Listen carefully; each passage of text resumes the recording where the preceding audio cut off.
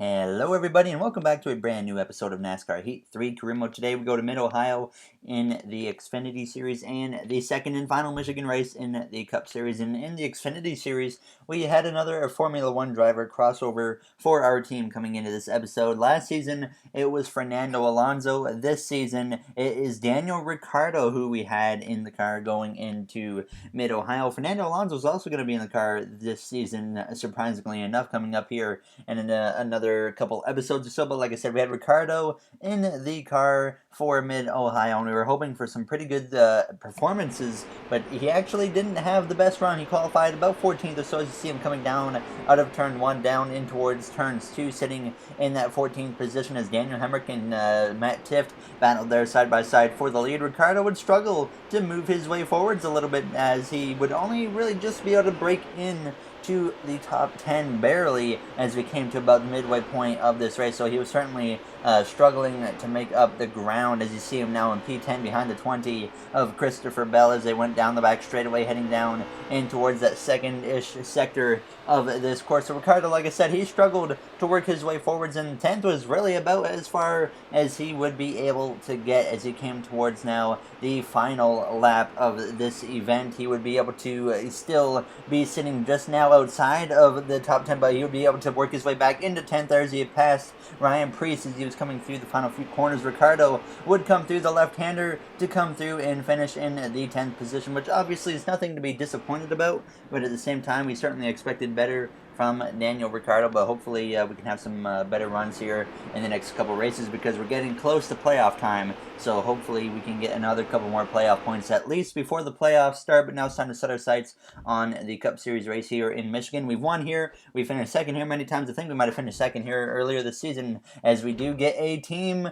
contact thing that we have, and I decided we're going to contact Hendrick Motorsports, as this is certainly a big team that is interested in me next season. We could very well end up going to Hendrick, because we're only going to likely get 2 more seasons in for this career mode by the time the new NASCAR game comes out, and I want to be on the same car for the last 2 seasons, and there's a good chance we go to a Hendrick car next season after the plans kind of change, since we're running out of time in this career mode before NASCAR Heat 4. Now, as we came to qualifying, though, out of turns 4, I knew this wasn't going to be the best lap, because it's pretty tough to qualify strong at Michigan, and it was going to show as we came through on the apron, crossing the line with the 37.538. We will start Michigan from the 17th position, so once again, we have some work to do to move our way forward, so hopefully we can move our way forwards and have a chance to win here in Michigan.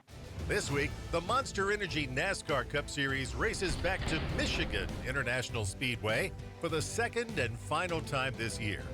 Michigan is the fastest track in NASCAR, making it a favorite of race fans.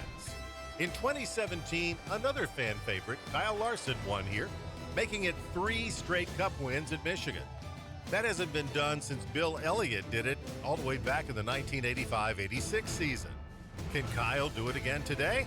Or will someone else start a hot streak of their own? Well, it's time to head down to the track and find out. NASCAR racing is next. Alright, we're ready to go green here in Michigan. Kyle Busch on the pole as he gets ready to try and get win number 5 on the season. Cody Ware, an engine change after qualifying, so he is starting at the back of the field. Not a big shock there, as Ryan Preece also starting in the back after failing optical scanning station multiple times, as we're ready to go green here in Michigan. And we will be starting behind the 88 of Alex Bowman and Ross Chastain as we're ready to go green here in Michigan as the green flag is out. And we are underway at this D-shaped oval. Chase Elliott on my outside here in P18 as Bowman just in front of me. He's right now the last car in the playoffs as it stands, as long as we don't get a new winner or if Austin Dillon doesn't beat him on points. And Austin Dillon's over 70 or so points behind Bowman. So Bowman comfortably in, holding on to that last spot in the playoffs right now as it stands as we come out of turns 2 just ahead of Palmenard as we make contact early on with the 41 of Daniel Suarez as we come down the back straightaways. He would be able to clear me, but we would look to his inside as we went down into turn 3 using that draft to get to his inside. Now as we come through the center of the corner, Kyle Busch out to an early lead here as we come out of turn 4. And Kyle Busch right now with the most wins in the season with 4, and he's certainly looking to be a favorite, but really no one's running away with playoff points right now in this season, which is really going to make this playoff this season a really tight battle if it continues like this for the next handful of races when we get to Las Vegas. As we come through now, making a 3 wide with Alex Bowman here as we were on lap 2, coming into lap 3, working our way towards a top 10 position as he is right behind Austin Dillon as we come down the front straightaway, closing in, like I said, on that top 10 spot now as we're going to make a move to the inside of Almirola and Dillon 3 wide to move into the top 10, and we're even going to look to the inside of Joey Logano as we head down into turns 1, so we would be comfortably in the top 10. And as we came through now on lap 6 of 14, we'd move up to P6 behind Martin Truex Jr. as there's a car smoking up ahead, and it's the 11 of Denny Hamlin, our teammate, who goes spinning down into the infield grass as he blows a tire and goes spinning, and that would take him out as we would move up a position and get ready to restart from P5. Some early trouble for our teammate Denny Hamlin, who goes spinning early in this race as we're ready to go green once again in stage 1. Kyle Busch and Clint Bowyer on the front row as the green flag returns here in Michigan. Alex Bowman and Kyle Larson behind me on the row behind as we have 6 to go at this point in stage 1. So not a lot of time to make something happen here now as we head down into turns 1 behind Keselowski there in the number 2 discount tire Ford, as he's been having a pretty solid season here in our career mode as he looks to try and get a championship, as he won a championship a couple seasons ago in our career mode, so he's a 2-time champion right now as we battle side by side with Martin Truex Jr. heading down towards turn 3. Bowyer going to lose that second position to Brad Keselowski as we come through turn 3, but we would also get ahead of Clint Bowyer as we now came to the final lap of this first stage up into P3. Like I said, we got past Bowyer, and so did the car behind of Alex Bowman as Bowyer dropped down to about 5th or so as we come down the back straightaway for the final time here in this first stage. Kyle Busch in command over Keselowski in the number 2 car in second place as we come down into turn 3. Bowman on the inside of Bowyer as we come through, closing in on the back of Keselowski as we might have a chance to get second in stage 1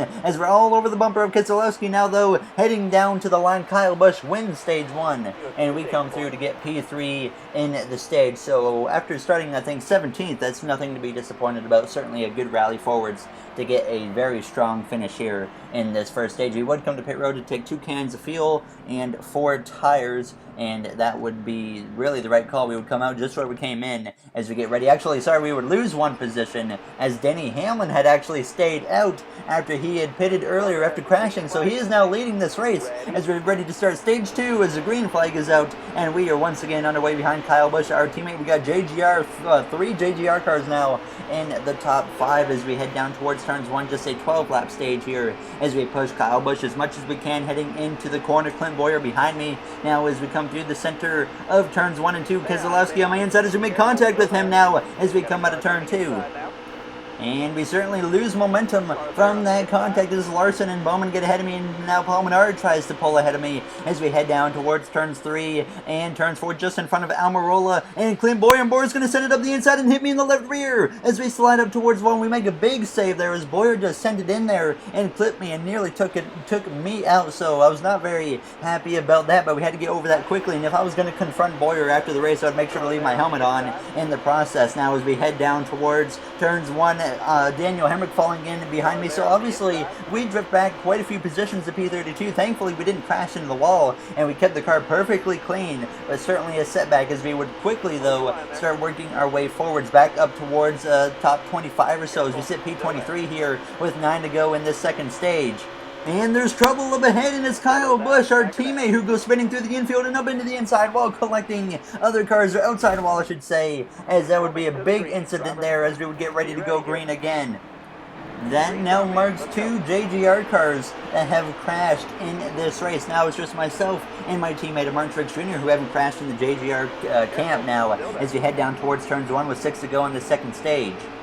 And it seemed like Kyle Busch's incident was pretty similar to Denny Hamlin's. It looked like they both had blown tires and went spinning into the infield. So certainly not good for the JGR team, similar to what happened to them in the Coca-Cola 600 in real life. They were all blowing tires except for Kyle Busch now as we head down the back straightaway, heading down into towards turns 3 behind Chris Buescher in the number 37, and it was a bit of a struggle actually for me to be able to work my way forward. You see me looking to the outside now, making a 3 wide with Buescher and Kurt Busch as we head down the front straightaway, coming through now to cross the line as we fall in behind Buescher in the 37 as we battle alongside Ty Dillon in the number 13. And like I said, certainly seems to be struggling right now late in this second stage to propel my way forwards and go through this field as Denny Hamlin continues to lead this second stage now. As we would come down the back straightaway, we would move a little bit more forwards as we came down to the final lap of this second stage. You see me, I'd only moved up a couple positions though, up into P20 behind Jimmy Johnson there in P19, so certainly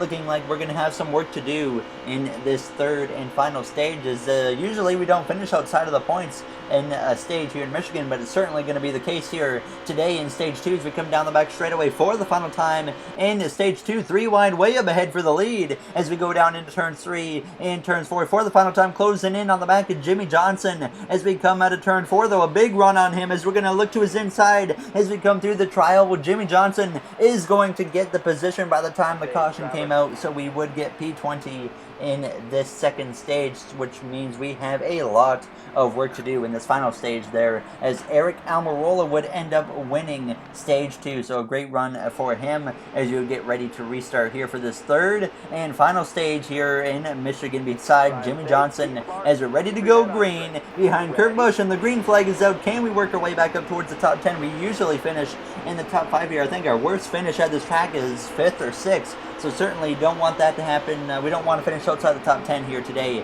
as we sit P20 now with 18 laps to go behind Kurt Busch as we head down into turns 1. And as we come through the center of the corner, Eric Almirola got a win a few episodes back now as he tries to get another win here today in Michigan, as he's trying to build up some momentum as we head down in towards the playoffs. As you never know, Almirola could become a favorite. Right now, 2 wins in a season is really going to put you towards the top of the playoff grid. That's how diverse we have been here this season with the playoff grid now as we come through down the front straightaway, coming through to complete this first lap here in this final stage beside Jimmy Johnson, not moving anywhere on this opening lap. Certainly not what we need to be doing. We need to be moving forwards here as quickly as possible in this third and final stage. As you see me move way to the top, trying to get past Kurt Busch, making it 3 wide with him just about of Ryan Newman coming down the back straightaway, as Kurt Busch is going to crowd me though into the wall there as we come through down towards turn 3, and that was certainly not what we needed, as I wasn't really too aggravated about that because it's just a thing the AI do sometimes, so I just kind of dealt with it. We only lost a couple car lengths of time, so we would quickly rebound and work our way actually up into the top 15 behind our teammate now of Martin Truex Jr. with just under 10 laps to go at this point as we go down into turns 1 and turns 2, sitting P13 to be exact now as we come out of turn 2, heading down the back straightaway, closing in towards the top 10. Certainly we're not used to being this far down the field at this point in a Michigan race, which really 13th isn't the worst position in the world, but certainly a lot worse than we usually run at this track. And we would be able to get to the inside of Truex on the next lap here on lap 44 as they go 3 wide between Menard, Elliott, and the Logano's. They would figure themselves out. We would take Elliott and Logano now 3 wide as we come through across the line, working ourselves back into the top 10 as we head down into turns 1. Keselowski leads right now over 2nd place of Jamie McMurray, 3rd place of Clint Bowyer, and 4th place of Kyle Larson as we come through to clear Ryan Blaney, move up into that 9th position as we come out of turn 2, heading down the back straightaways. Menard and Dillon go side by side as we went down towards turn 3, and we would send it up down the inside of Austin Dillon as we came through the center of the corner, and we would blow right on past Austin Dillon as we came through out of turn 4. And we would be able to get to the inside of Paul Menard as we came now to lap 47, approaching lap 48. As you see Menard in my mirror on the right-hand side, we would clear him through the center of the corner and get up to P7 as we use the draft, as we have a spinner behind in this Austin Dillon in number 3 car as he goes down towards the inside wall, and the caution flies as Jamie McMurray right now leads this race as we get ready to go to NASCAR overtime here in Michigan. And if Jamie McMurray wins this race, this could have a huge impact on the playoff grid. This could alter it quite significantly for some drivers like Alex Bowman, who is the last car in on points right now. Bowman sits P5, and I certainly don't want McMurray winning because I think that a driver that like McMurray in this game doesn't always run very well. He doesn't deserve to be in the playoffs, so we shouldn't really reward him a playoff position because he had one good race where he won. So I'm going to do everything I can within this next lap and a half to try and keep Jamie McMurray away from winning. So basically what I'm saying is I'm going to go up here and give everything I've got to try and steal that victory as we come through turns 3 and turns 4. Already though, coming into turn 4, approaching the white flag. We're certainly too far back, it looks like, to win at this point, as we're going to make a move to the inside of Bowman and Keselowski, making a 3 wide with them as we try to get past them going down into turns 1 and turns 2 as the white flag is in the air as we go into turns 1. McMurray and Larson P1 and P2 as Boyer falls to P3 as we come through the center of the corner, clearing Bowman and Keselowski as we come out of turn 2, heading down the back straightaway for the final time here in Michigan. Jamie McMurray about to alter the playoff grid significantly as we head down into turn 3, looking just about to the inside of Boyer as we stick our nose up his inside now as we come out of turn 4. Jamie McMurray and Larson P1 and P2. Larson not going to let me by. Now as we come through the trial, we're trying to push Larson ahead, but it's not going to happen as McMurray wins in Michigan, and that is huge for the playoff grid as Alex Bowman is now eliminated points-wise basically from making the playoffs, as he has now been put into basically a must-win situation if he wants to get into the playoffs this season. As you see your finishing order on the screen, you're about to see here in a couple of minutes the playoff grid, but certainly a huge impact Jamie McMurray has put in on this playoffs. As you see, Harvick still second in the points without a victory, and certainly really this kind of shows a bit of an issue with the playoff grid. Jamie McMurray, I don't know, he's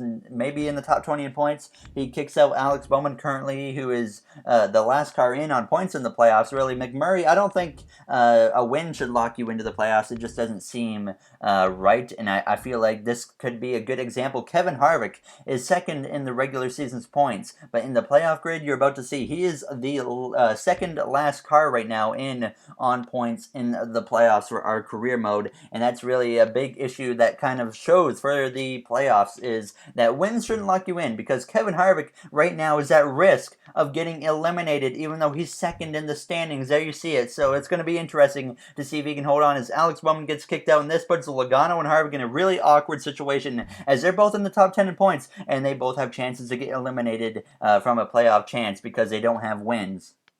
So we will continue to see how the rest of these next 3 races go and how this playoff picture ends up going, as McMurray has completely changed things at the bottom of that playoff grid now. And if you guys enjoyed this episode, make sure to comment, like, and subscribe. Those would all be very appreciated. I would like to thank you all for taking the time out of your day to watch this video. I'll see you guys in the next one. Thank you for watching, everybody, and have yourselves a great day.